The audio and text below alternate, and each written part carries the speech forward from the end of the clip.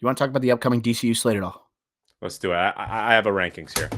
You have a ranking. So films, TV shows, there's stuff that's on the schedule with dates, stuff that's to be determined, right? Probably going to happen, but will it, right? Stuff in development, blah, blah, blah. We have our top 5 upcoming DCU projects. So, Ricky Flex, why don't you start off at 5 and see what we anticipate coming up? And just to clarify, this is anticipation / excitement levels, or Yeah, you're most excited for. okay, good, because this is personal. And this is DCU. Should we include the Batman Part 2? Should we exclude it because we're That's obviously so gonna put that obvious. number 1? That's Yeah. so obvious. Let's say core DCU like Superman Earth movies and projects. Okay. Well, so the reason I say that is because, like, obviously the Batman Part 2 is the most excited we'll be, right? Yes. In any movie besides like the Odyssey, maybe, or Doom Part 3. Like, I think that's like, yeah. So I think that's obvious. Why I was trying to exclude that. It's like the asterisk on the list. Like on the graphic, it'll be an asterisk. It'll literally say obviously the Batman Part 2 is number 1. Yes. Okay. All right. I'm just glad we got that out of the way. All right. My number 5, Swamp Thing. Yeah. So Swamp Thing. It's gonna be a dark origin story. I am not a Swamp Thing guy. It's not because of the character. It's because of the dark origin story that they're going to do with another project, which will come up later on my list, probably yours as well. And James Mangold is going to be a part of this. And I believe in James Mangold. I believe in an origin story with James Mangold. And I think this is, again, it's one of those situations where James Gunn's going to put his faith in the filmmaker. And James Gunn's going to be able to put his twist on this. And with Swamp Thing, where there's not a huge comic book backing behind Swamp Thing. So you kind of have free reign here. So I think James Mangold is going to put some interesting touches here to kind of draw in an audience here and say, wow, this is some great filmmaking. So this is kind of like a long shot bet at my number 5 is Swamp Thing. Yeah, I like it because this is James Mangold investing in directors with good scripts, good ideas, and potentially an Elseworld project, potentially DCU. I'm not really sure what it's going to be. It seems like something that's been tabled for now, but like something that James Gunn wants to get made and James Mangold wants to make. Not on my list, but I respect your ambitiousness. I respect it because I just went with like pretty heavy hitters for my list, honestly. And that shows that you picking that shows me you like James Mangold movies. And that's great. Yeah. One thing I think is not part of the DCU, I wanted to give a shout out. The Dynamic Duo animated movie, I wanted to give a shout out. It's not on my list. Oh wow, did you put it on your list? I love this because I didn't put it on my list because it's not a DCU movie, but it would have been on my list. If it's like a unique animation, it could not look like Spider-Verse because everyone wants to be Spider-Verse now. It seems like the creators for this project, they've done other stuff that I don't know. It's like mixture of puppetry and animation. I think it'd be cool with the acrobatics. It's telling the story of Jason Todd and Dick Grayson, they're changing up the lore a little bit, and it's like those two working alongside each other. I'm interested in that movie. I don't think it'll be DCU, although it could be because you're going to get Damian Wayne in The Brave and the Bold. So I still don't think it's going to be there. So it's not on my list. Bane and Deathstroke. Number 5. Just give me the big dogs. Let the big dogs eat. Bane and Deathstroke. This is going to be like their Fast and Furious movie. It should be for like the DCU. Let's just get these big boys rolling. I just think this is going to be a bro out movie. And I like how there's so many projects concerned with like Batman villains. I'm excited for this.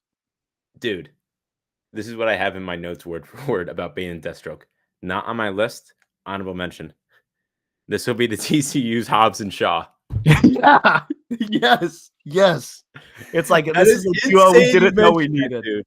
But I say that bearing the casting is going to be so important for this, dude. It's going to be so important because in Hobbs and Shaw, you have 2 of the best action actors right now, and one of all time, Jason Statham. Like here, it's not like you have Batman holding down the fort.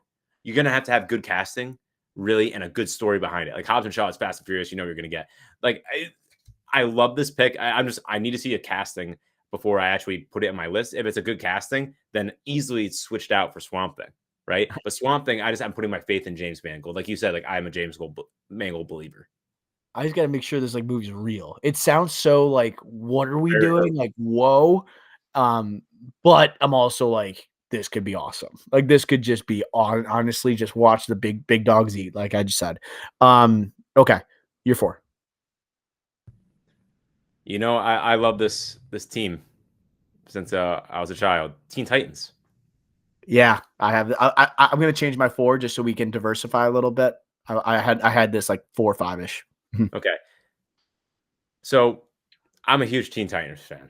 The animated show, like, Doc. Like I am a massive fan of Teen Titans. Mike, again, who was on the review, huge Teen Titans show fan, which just ended the show, like live action, whatever. He was a huge Titans fan.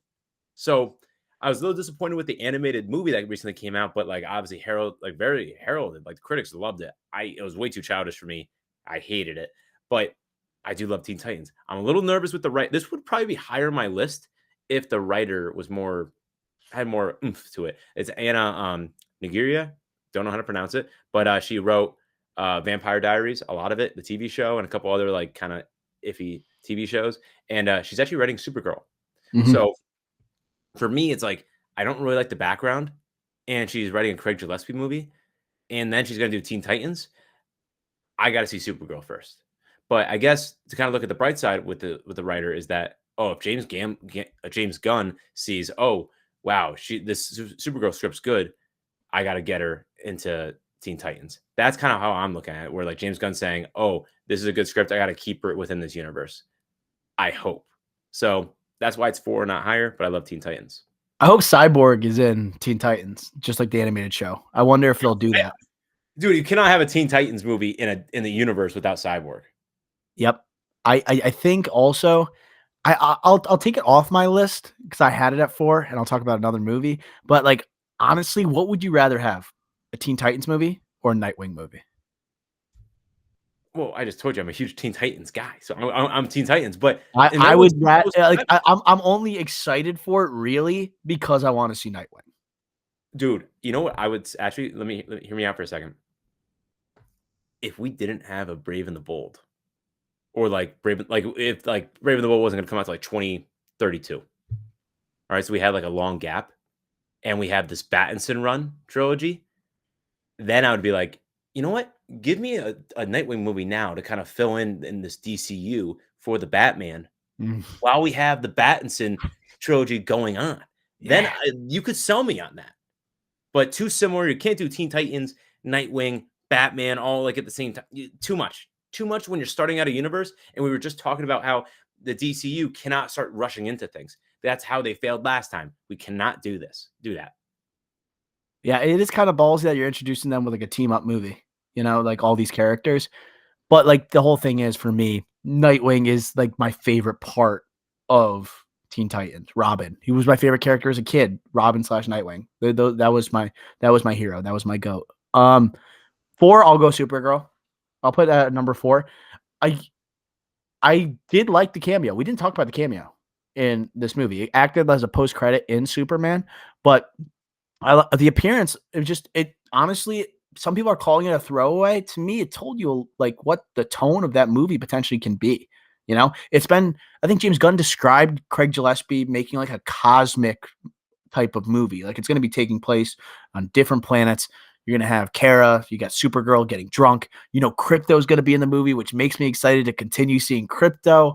You got Lobo with Jason Momoa, I think a role that he was born to play. Think of like Duncan Idaho. I want Momoa to like be that into the role. Like, not like Minecraft and just mail it in. I want him to be, he seems like so obsessed with Lobo that he wants to be like the Lobo. He wants it to be like, okay, this is now mine, just like Aquaman, he was solid, right? But sometimes, maybe a little bit too much of actually him just being Jason Momoa as Aquaman rather than being Aquaman. I think he is Lobo. So that's going to be sick. I don't know if he's going to be the main villain, but Millie Alcock, big screen debut first Superman. Let's see how she does. Maybe Superman makes a cameo. It's the next movie coming up, so I got to say I'm hyped for it.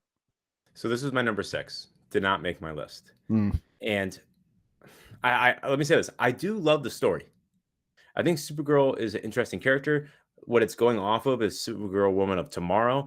I do the Tom King comic or whatever. I do like that where like again, early part of her life, she's living on, the Krypton part that's dislodged, right? And like in that picture that they showed at the DC um Comic Con event, whatever it's called, I forget. It shows like the picture of like Supergirl like all bloody, beat up and whatnot, and like clearly sentimental, emotional. And that kind of plays to like the end of this movie of Superman 2025, where she's getting drunk. Maybe she's still feeling the effects, and that's why she gets drunk and whatnot, right? To try to get relief, like goes to these red sun planets so she can like not feel Could be as much. depressed. Yeah, Could be, depressed, yeah. right? Could be a sign of that. I kind of like that. Loneliness. Loneliness. Yep, exactly. And like Use James crypto. Gunn literally said about this movie that it's a quote, horrible situation where she watched everybody around her die. I think I'm going to really like it. The problem is Craig Gillespie, I, Tanya, I really like Cruella. I like Dumb Money. Like these are like comedy movies. Like I don't think he fits what James Gunn is describing here or the comic that it's based off of. I really don't like that fit. And then also I mentioned with Teen Titans, same writer there. Her vibe is not this either. I'm a little nervous for the behind the scenes kind of castings that or decisions by James Gunn that fits with this comic. I'm more nervous about that. So that's why it's not a part of my list. And I kind of have to see more in like the trailer or whatnot to kind of get more excited for it.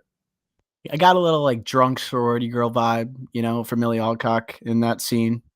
So I think Craig Gillespie is going to infuse a lot of comedy for this. And I can tell by the character, there's going to be a lot of jokes here. And Kara's not going to take any shit. You could already tell. I mean, she doesn't take shit from Superman. She calls him bitch, like in that movie, dude. So it'll be interesting. 3, what do you got? Clayface. I have it higher.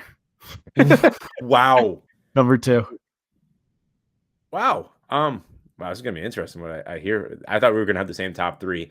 But okay. So Clayface, kind of similar story with Swamp Thing for me. Where like again, this is a James Gunn decision. I do like. We have Mike Flanagan here on the script. We have James Watkins here behind the camera directing in the director's chair. I'm thinking Speak No Evil. I think that those two, again, Mike Flanagan, like a Dr. Sleep, those type of vibes fit so well in a Clayface movie that's going to be a body horror, right? Love that. Love that. And they're going to focus on the story that we love from the animated series more with Clayface. This is all recipes for a great Clayface movie. And I like the castings. I don't remember his name, but I like that unknown but good-looking guy, young Thomas actor. Reese. Series. Thank you. I was thinking Tom Reese, and I was like, that's definitely not his name, but it's something Reese like that. Harries.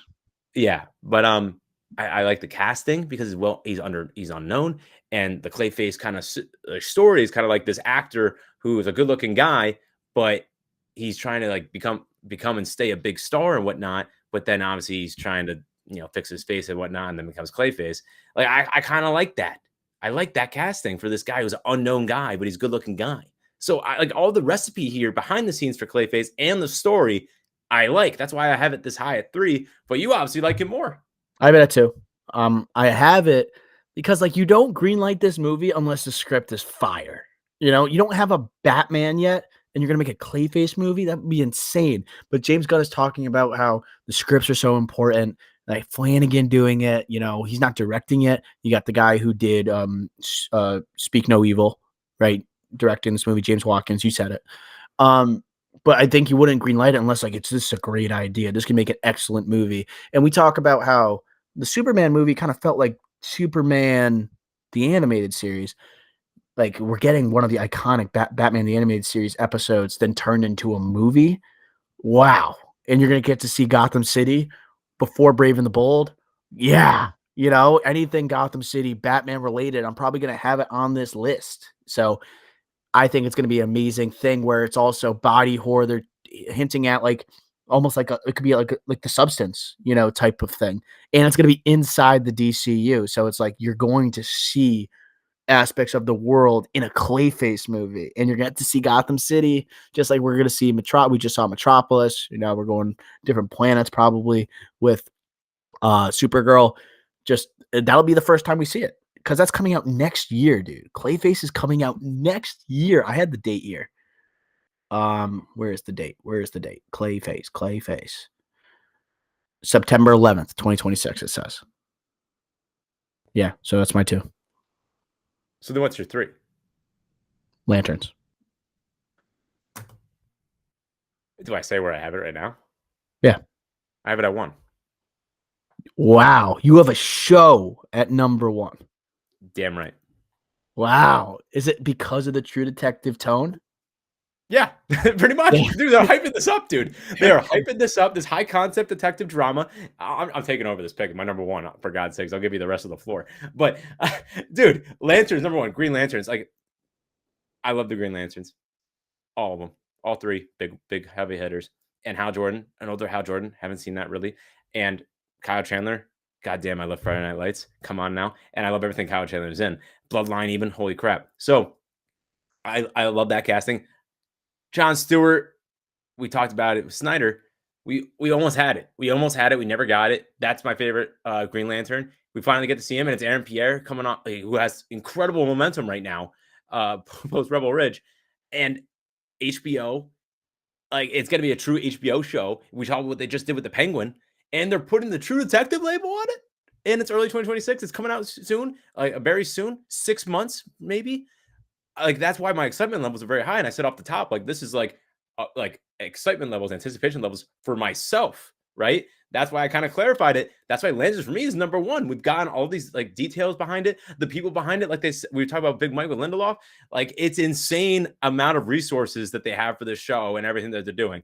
And again, they're putting such high expectations on it, but they are not backing down. If anything, they keep ramping it up. So Lanterns for me is number one. This is going to be a huge project, I think, because it's really going to test like the different tones of shows and movies inside the DCU, characters moving from one movie tone to or a project to another.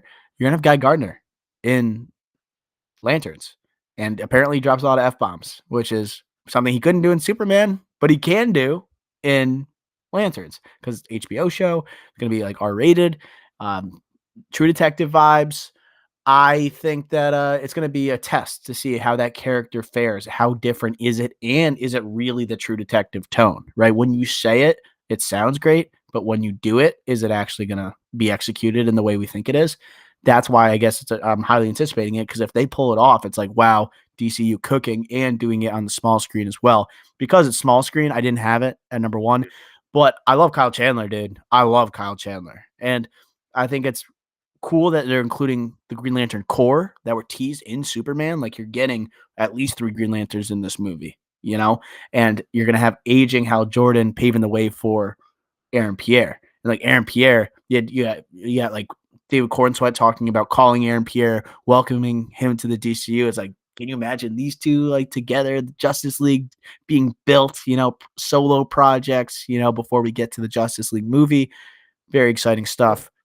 What if it leads into a Jon Stewart solo movie, dude? That's possibly what could happen here because I assume Aaron Pierre's deal has got to be for TV and movies. Yeah, and it keeps him like, again, there's talk of him being Bond. He could do both probably, but like that keeps him out of the MCU. That keeps him within the DCU. And again, Jon Stewart, someone that we were so close to getting on the big screen, didn't. Like, we had the abominable Ryan Reynolds movie.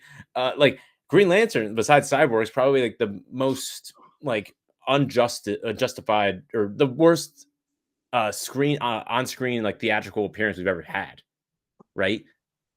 Like, it's Yeah. pretty bad what the DC has treated, the way DC has treated the Green Lantern character. We So, just got the best Green Lantern we've ever seen in a movie. We just did. which is a crazy statement. Yeah, it We is. need this. Yeah, we do need this. It's I like how you have it at number one. I was thinking about it. Honestly, I was gonna go crazy and put Clayface at number one, but I have the Brave and the Bold one. That's my number And two. and the reason it's Batman, so it's like hard for anything for me to get more excited for. But what deters me a little bit, Andy Machete. Yep. That's why it's not. That's why it's not number one for me. I didn't know if he was going to be directing it. He's at the Superman premiere, which makes me think that he is going to be directing this movie. I don't love the tone of the Flash, and then all of a sudden you're making a Batman movie. I know the scenes with Michael Keaton were good in The Flash, but I would say some of the Ben Affleck scenes weren't that great. It didn't look so good. So I think he has the potential to make some cool moments. I hope they don't have the same cinematographer from The Flash and Superman doing Batman. I don't know.